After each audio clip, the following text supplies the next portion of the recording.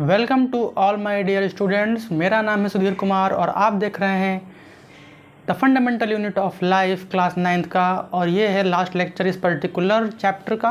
और इस वीडियो में हम लोग बात करने वाले हैं सेल डिवीज़न के बारे में। तो सेल डिवीज़न क्यों नेसेसरी है? सेल डिवीज़न इसलिए नेसेसरी होती है बेटा क्योंकि जो हमारी बॉडी की सेल्स हैं उनकी डेथ भी होती है, पुरानी सेल्स होती हैं, है ना, उसको रिप्लेस भी करना होता है नए सेल्स से। तो बॉडी में न्यू सेल्स बनने के लिए सेल डिवाइड होना ज़रूरी है, तभी एक पुरानी सेल से नई सेल बनेगी।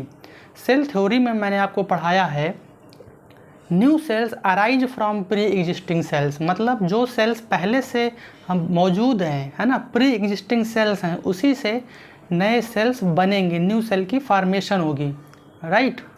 तो हम लोग देखते हैं कि सेल डिवीज़न में बेसिकली होता क्या है। तो सेल डिवीज़न को हम लोग लिख सकते हैं एबिलिटी ऑफ सेल, है ना, ability of cell to divide into new cells, इसको हम लोग बोल देते हैं सेल डिवीज़न। और बेसिकली सेल डिवीज़न जो होता है वो दो टाइप का आप पढ़ने वाले हो। तो जो पहला होता है cell division that is known as mitosis, और माइटोसिस को हम लोग एक और नाम से जानते हैं जिसको हम लोग बोलते हैं इक्वेशनल सेल डिवीज़न। माइटोसिस का एक और नाम है that is equational cell division. तो इक्वेशनल सेल डिवीज़न हम लोग क्यों बोलते हैं ये हम लोग यहाँ पे समझेंगे। सपोज दैट ये यहाँ पर एक मैंने बना दिया पेरेंट सेल, ठीक है, it is a parent cell, और ये पेरेंट सेल डिवाइड करेगा इसका न्यूक्लियस और इसका साइटोप्लाज्म दो डॉटर सेल में डिवाइड करेगा, ठीक है। ये दो डॉटर सेल्स में पेरेंट सेल डिवाइड कर गया। तो यहाँ पे ये जो डॉटर सेल्स बनी हैं ये डॉटर सेल्स आइडेंटिकल होती हैं, हूबहू सेम होती हैं, है ना, अपने पेरेंट के जैसे होती हैं। अभी किस बेसिस पे सेम होती हैं ये हम यहाँ पे समझने वाले हैं। तो जब हम बात करते हैं किसी पेरेंट सेल में, तो यहाँ पे मैं दो चीज़ें लिख रहा हूँ 2n और 2c। इस 2n और 2c को कॉन्सेप्ट को समझना पड़ेगा पहले आपको, ठीक है। जब मैं कह रहा हूँ कि किसी सेल में 2n amount of chromosomes present हैं, इसका मतलब क्या है कि यहाँ पे पेयर ऑफ क्रोमोसोम्स प्रेजेंट हैं, ठीक है। हर एक क्रोमोसोम का क्या प्रेजेंट है, पेयर प्रेजेंट है, ठीक। जैसे ह्यूमंस में 23 पेयर ऑफ क्रोमोसोम्स होते हैं, टोटल 46 क्रोमोसोम्स होते हैं। मतलब वही चीज़ है कि यहाँ पे 2n मतलब एक single pair of chromosomes present हैं, जोड़े प्रेजेंट हैं क्रोमोसोम्स के, है ना, 2n कंडीशन। तो 2n कंडीशन को हम लोग डिप्लॉयड कंडीशन बोलते हैं, ठीक है। और दूसरा मैं बता रहा हूँ दैट इज़ 2c। 2c को हम लोग बोलते हैं डीएनए कंटेंट, ठीक है। एक क्रोमोसोम में कितना डीएनए कंटेंट है, तो इस चीज़ को आपको ध्यान रखना है। 2n मतलब कि उसमें पेयर ऑफ क्रोमोसोम्स प्रेजेंट हैं, ठीक है, वहाँ पे क्रोमोसोम की दो सेट हैं, ठीक। और 2c मतलब डीएनए कंटेंट कितना प्रेजेंट है क्रोमोसोम में। तो यहाँ पे हम लोग समझते हैं अब पेरेंट सेल में यहाँ पे 2n क्रोमोसोम्स प्रेजेंट हैं, ठीक है। मतलब सपोज दैट ये मैंने क्रोमोसोम बनाया, ठीक है, और एक मैंने ये क्रोमोसोम बनाया, तो यहाँ पे ये सिंगल पेयर ऑफ क्रोमोसोम्स हैं। तो यहाँ पे माइटोसिस को हम इक्वेशनल सेल ऑफ डिवीज़न इसलिए बोलते हैं क्योंकि यहाँ पे क्रोमोसोम नंबर, है ना, chromosome number does not change, ठीक है, क्रोमोसोम नंबर रिमेन सेम, ठीक। हुआ क्या कि पेरेंट सेल्स में इसके पास में 2n क्रोमोसोम्स थे, मतलब डिप्लॉयड कंडीशन थी, ठीक है, इस सेल में। और जब इससे दो डॉटर सेल्स डिवाइड हुए, न्यू डॉटर सेल्स जब बने, तो इसमें भी 2n नंबर ऑफ क्रोमोसोम्स और 2c डीएनए कंटेंट, मतलब कोई चेंजेस नहीं हुए नंबर ऑफ क्रोमोसोम्स में और डीएनए कंटेंट में, दोनों में कोई चेंजेस नहीं हुए, सेम एज पेरेंट सेल्स, है ना। नंबर ऑफ क्रोमोसोम भी आपका डिप्लॉयड है और diploid set of chromosomes present हैं, है ना, जोड़े प्रेजेंट हैं क्रोमोसोम के हर एक सेल में, और डीएनए कंटेंट भी उतना ही है जितना पेरेंट सेल में था। इसीलिए हम लोग बोलते हैं mitosis is a equational cell division, ठीक है। माइटोसिस होती कहाँ कहाँ पे है? माइटोसिस होती है बॉडी के सोमैटिक सेल्स में। सोमैटिक सेल्स कहने का मतलब ये है कि हमारी बॉडी में कुछ जर्म सेल्स होती हैं जिससे मेल गैमीट या फीमेल गैमीट का फॉर्मेशन होता है। तो उन सेल्स को छोड़ करके बॉडी की जितनी सारी सेल्स हैं उन सबको हम सोमैटिक सेल्स बोलते हैं, मतलब वो सेल्स जो रिप्रोडक्शन में पार्टिसिपेट नहीं करती हैं। तो सोमैटिक सेल्स में ये माइटोसिस देखी जाती है, ठीक है। और एसेक्सुअल प्रोड्यूसिंग ऑर्गेनिजम्स में देखी जाती है, जो ऑर्गेनिजम्स एसेक्सुअली प्रोड्यूस करते हैं, ठीक है, उनमें देखी जाती है। और इवन हमारी बॉडी में भी, इवन जो एनिमल्स या जो ऑर्गेनिज्म सेक्सुअली प्रोड्यूसिंग भी हैं उनके भी बॉडी में माइटोसिस देखी जाती है, ठीक है। तो जैसे मान लीजिए कि कहीं पे हमें चोट लग गई है ना, तो वहाँ पे पहले तो क्लॉटिंग वगैरह हो जाती है ना, खून बंद हो जाता है बहना। फिर उसके बाद में धीरे धीरे वहाँ पे स्किन की फीलिंग होती है ना, लेयर्स ऑफ स्किन्स वहाँ पे धीरे धीरे करके वो वहाँ पे आपका वुंड रिपेयर होने लगता है। तो वो सब क्यों हो रहा है? वहाँ पे सेल डिवीज़न हो रही है ना। तो हमारी बॉडी में रिप्रोडक्टिव सेल्स को छोड़ करके जितनी भी सारी सेल्स हैं जो डिवाइड होती हैं वो माइटोसिस से डिवाइड होती हैं। एक चीज़ मैं और आपको बता रहा हूँ, माइटोसिस की जो ब्यूटी है ना, यहाँ पे देखिए केवल वन टाइम डिवीज़न हो रहा है ना, ओनली वन टाइम डिवीज़न होता है माइटोसिस में, है ना। और माइटोसिस आपको ये सोचिए कि एक मेल गैमीट और एक फीमेल गैमीट, है ना, स्पर्म और एग का जब फ्यूज़न होता है तो फर्टिलाइजेशन प्रोसेस होती है जिससे कि एक जाइगोट बनता है, ठीक है। तो लेट अस सी, है ना, मान लीजिए ये एक स्पर्म सेल है और ये एक एग सेल है, ठीक है। This is a egg cell, this is a sperm. तो जब इन दोनों में फ्यूज़न होगी तो इससे बनेगा एक जाइगोट। और ये जाइगोट जो होता है, ये जाइगोट आपका डिप्लॉयड होता है, राइट। अब इस जाइगोट से होल ऑर्गेनिज्म बन जाता है। तो आपको ये समझ में आ रहा होगा कि ये जो दुनिया चल रही है, हर एक ऑर्गेनिज्म, हर एक लिविंग ऑर्गेनिज्म किस तरीके से प्रोलिफरेट कर रहा है, डिवाइड कर रहा है। एक जाइगोट से पूरा एक ऑर्गेनिज्म बन जाता है। ये सारा का सारा कैसे? ओनली ड्यू टू माइटोसिस, ठीक है। माइटोसिस किस में नहीं होता है ये हम लोग देखते हैं। माइटोसिस आपका रिप्रोडक्टिव सेल्स में, है ना। माइटोसिस आपका रिप्रोडक्टिव सेल्स में नहीं होता है।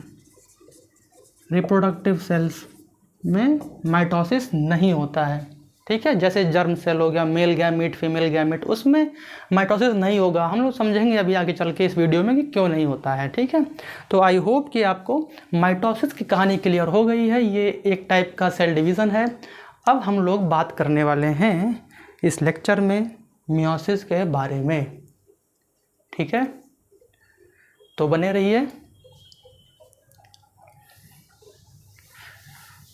Our next heading is meiosis, जो कि second type of cell division है, राइट।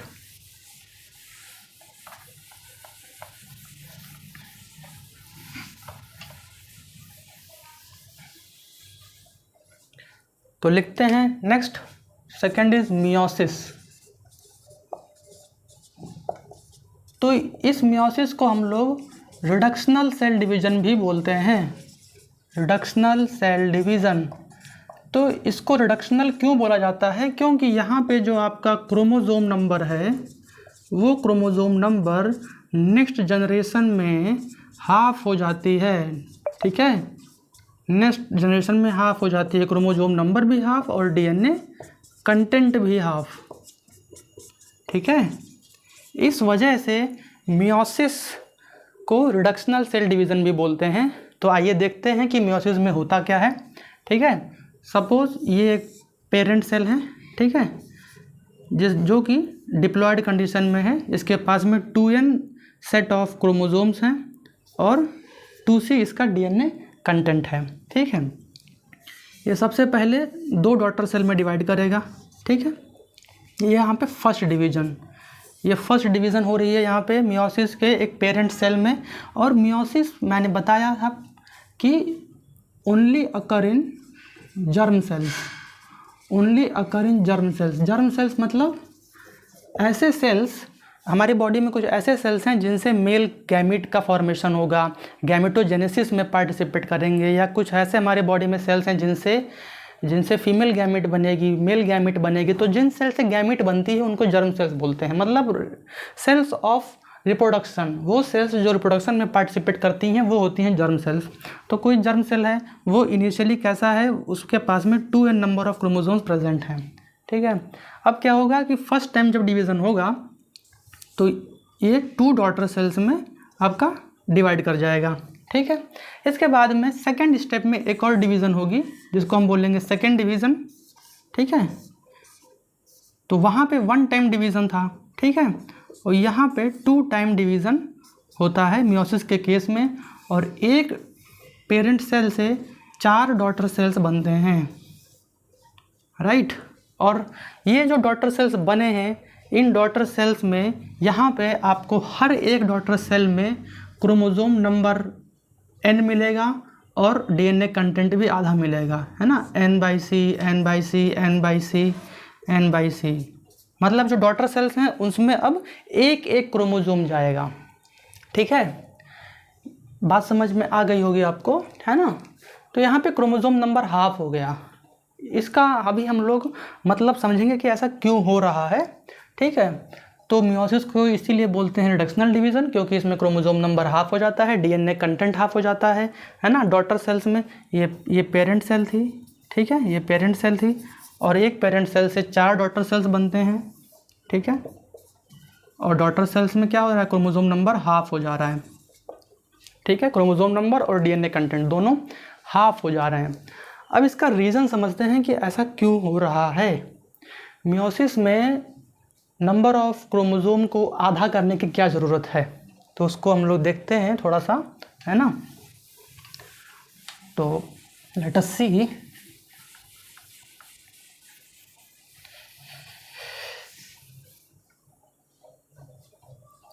तो देखिए जो मेल गैमेट होता है, ठीक है, that is sperm cell. Let us suppose ये स्पर्म सेल है, तो क्योंकि ये स्पर्म सेल मियोसिस का प्रोडक्ट है, ठीक है, तो मियोसिस का प्रोडक्ट है तो इसके पास में n number of chromosome present रहेंगे। ये single set of chromosome present रहेगा, ठीक है, सिंगल सेट है ये, है ना। फिर इसके बाद में जब ये फ्यूज़न करेगा एक एग से, ये एग सेल है जो कि फीमेल गैमेट है ना। This is a male gamete, this is a female gamete. तो ये जब फ्यूज़न करेंगे, ये एग सेल के पास भी n नंबर ऑफ क्रोमोसोम होता है, सिंगल सेट इसके पास भी है।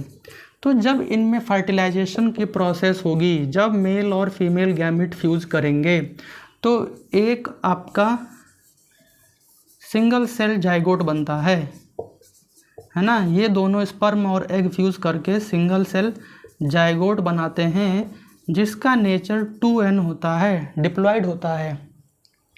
और हर एक क्रीचर, है ना, हर एक living organism, maximum living organism आपके डिप्लॉयड होते हैं, ठीक है।